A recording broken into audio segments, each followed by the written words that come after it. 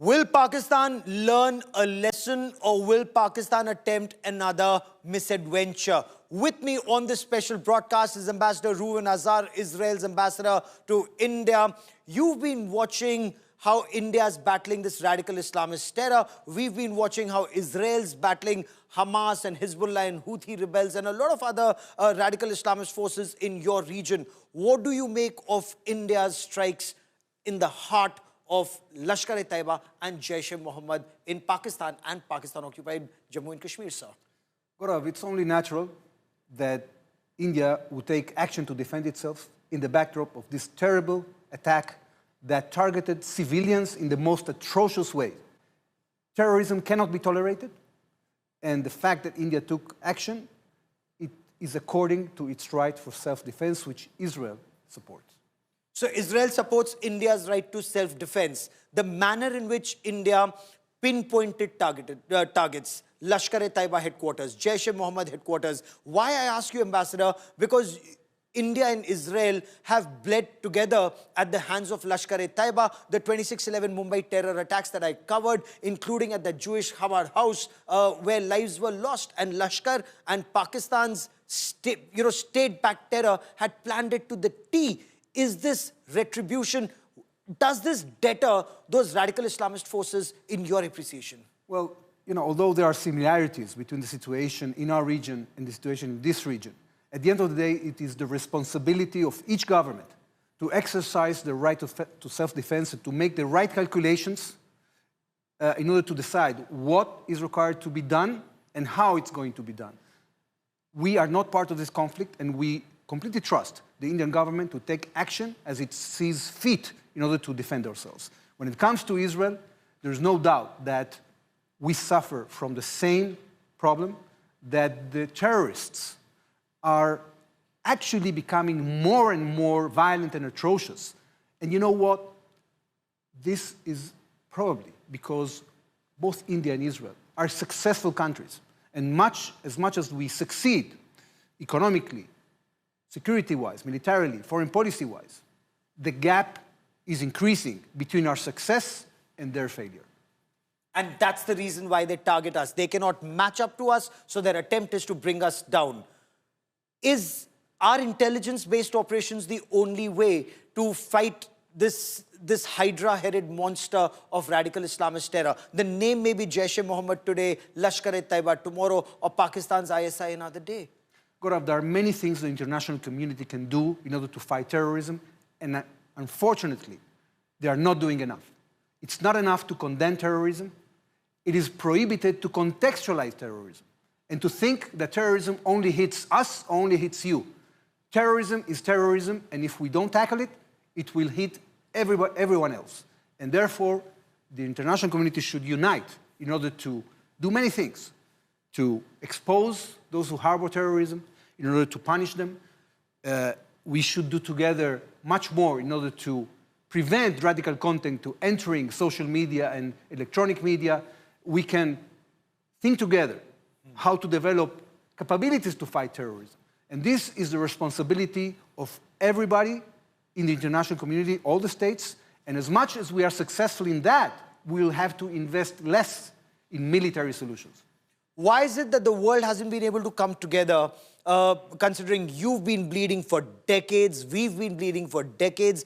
Even countries like the United States of America, a strong strategic partner of yours and ours, America has bled, England has bled, Europe is bleeding, and yet everyone's not on the same page. That's very unfortunate, and I think we have to do more. I think that if we fail, if the countries fail in doing this, in supporting us, at the end of the day, it will hit them. Because this threat is only growing. What we are seeing now is not only that we have graver crimes, more atrocious crimes. We are seeing that the terrorist organizations are equipping themselves with sophisticated technologies, with missiles, with drones, with the means to produce ballistic missiles. Can you imagine that? So this is very dangerous, and therefore we should act together as an international community to isolate the terrorists and those who harbor them. Now, when you talk to the world, and Israel, of course, is a fighter, but is also a victim of this radical Islamist terror. And the terrorists you face are now increasingly armed with more sophisticated weapons. Is that why you're trying to sensitize the world? Because those Hamas terrorists were also in Pakistan-occupied Jammu and Kashmir. They were trying to radicalize lashkar-e-taiba and jaish-e-mohammad terrorists. Is there an apprehension that unless the world wakes up, we will see more Hamas kind of terrorists in different parts of the world? As much as we have hit Hamas, there's no doubt, and we have to recognize that in the eyes of many terrorist organizations in the world, what Hamas did on the 7th of October inspired them. And this is very dangerous. And therefore, we have to be more decisive when it comes to dealing with terror threats. When it comes to Israel, we are entering a new phase in our fight against Hamas in the Gaza Strip. So far, we've been blending negotiations with military pressure, and we've managed to bring back 194 hostages. But we have still 59 left. And we have decided, the Israeli cabinet decided 2 days ago, that we are going to enter a new phase, because right now Hamas is refusing to release more terrorists. They want us to surrender and to allow them to rearm and regroup. We will not agree to that. And therefore, we are combining now a new effort in which we are going to create a humanitarian zone in the southern Gaza Strip to get the population go there to receive freely international assistance, free from the grip of Hamas, because Hamas was taking that assistance from them. And then we're going to start taking the Gaza Strip chunk by chunk. Hamas can avoid all this if they give us the hostages now and if they give up their weapons. Israel is not interested in the Gaza Strip. We are interested, and this is what we will achieve eventually. After we do the humanitarian phase and the military phase, we will achieve a situation in which a new government in Gaza Strip comes up. The international community supports it. Yeah. A government that will give hope to the Palestinians in Gaza. Am I to understand the message that you have is terror needs to be pounded relentlessly into accepting what is right and what is wrong, and it cannot be a one-off blow and pull back and wait for the response and then land the second blow? Are you telling me Israel intends to continue pounding till terror gives up the weapon? You know, Israel has been for a very long time living with a situation in which we had a neighbor that was equipping itself with arms and declaring it wants to completely destroy us. And this is what they attempted to do on 7th of October. And therefore, the Israeli public, the Israeli state, the Israeli public opinion is not going to tolerate anymore the existence of Hamas in the Gaza Strip. And that's why our cabinet took a decisive measure to get to a situation in which we can get rid of Hamas, bring back hostages, and create a new reality in the Gaza Strip, and that's what we're going to do. Is there a message there for India that yes, terror has been pounded and terror has been pounded at 9 different locations, but it cannot be a one-off? For example, Balakot was a one-off. It did give India some safety for some time, but then for people like General Asim Munir, they found another opportunity to strike when it was politically convenient to him and his country. Does India need to relentlessly pursue terrorists so that they are on the run and security forces are not just reactive? Is that a signal? Although there are similarities, the situation is not identical. The strategic situation is different.